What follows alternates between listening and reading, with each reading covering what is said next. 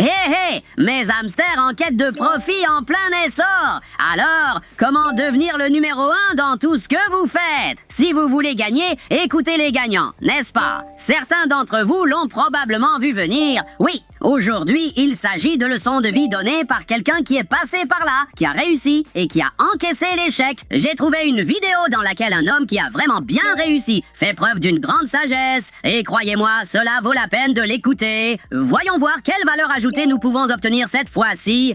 Allons-y, quel est le meilleur conseil que vous ayez jamais reçu? Je vais vous en donner deux. L'un d'entre eux était le suivant. Je me trouvais à Diamond Bar et un homme nommé Rich avait devant lui un public d'une centaine de personnes réunies dans l'arrière-cour de ce type, qui était voisin de Sugar Sean Mosley. J'ai dit, écoutez, qu'est-ce qu'il me faut pour être compétitif? Je ne veux pas être l'un des bons, je ne veux pas être l'un des meilleurs, je veux être le meilleur. Je ne veux pas être l'un des 5, l'un des 10, l'un des... Je veux être le meilleur. Un point, c'est tout. Il m'a dit, voilà ce que tu dois savoir. Regarde autour de toi. Il me fait tourner autour de lui et nous les regardons. Tous ces gens liront 5, 10, 15, 20, 30, 40 livres. Ils finiront par régurgiter les mêmes choses que celles qu'ils ont apprises, mais la plupart d'entre eux finiront par arrêter de lire et de travailler sur eux-mêmes. Si tu continues, ils ne pourront jamais te faire concurrence. C'était la première chose à faire. Deuxièmement, l'éducation des enfants. Si tu menaces tes enfants de les punir, tu dois toujours passer à l'acte. Si tu menaces tes enfants de les priver d'iPad, de jeux vidéo, de nourriture, de crème glacée, passe toujours à l'acte. Si tes menaces ne sont pas tenues, elles n'auront jamais de poids. C'est tout. Et puis le mariage.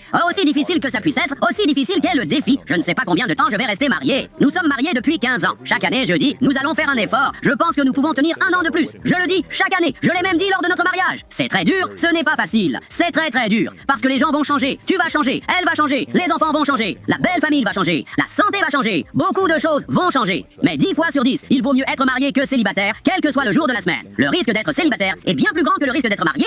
Je dirais que je ne suis que partiellement d'accord avec lui. Je ne vais pas me lancer dans des conseils sur l'éducation des enfants ou le mariage. Ce sont des choses personnelles et très subjectives. Mais quand il s'agit d'épanouissement personnel, je suis tout à fait d'accord. Si vous pensez que vous savez déjà tout, vous vous exposez à prendre du retard. Le monde évolue rapidement, surtout avec toutes les percées technologiques qui nous entourent. Et si vous ne vous mettez pas à niveau, vous reculez. Alors ne cessez jamais d'investir du temps et de l'énergie dans votre plus grand atout, vos compétences et votre croissance. Et je continuerai à faire ma part en vous apportant d'autres vidéos géniales pour vous aider tout au long du chemin. On se revoit dans le prochain épisode. Et rappelez-vous, les hamsters sont puissants, un pour tous et tous pour un. Au revoir!